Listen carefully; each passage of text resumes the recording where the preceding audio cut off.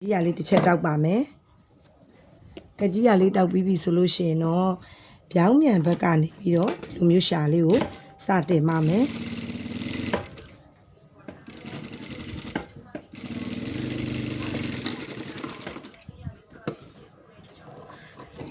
ပြီးသွားပြီဆိုရင်တော့အတက်ဘက်ကလေးကိုလှန်ပြီးတော့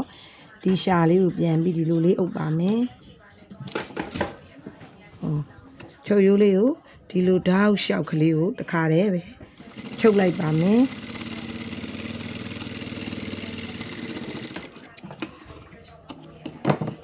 ပြီးသွားပြီဆိုရင်တော့သမောသားအင်ကြီးရှာလေးပြီးသွားပါပြီရှင်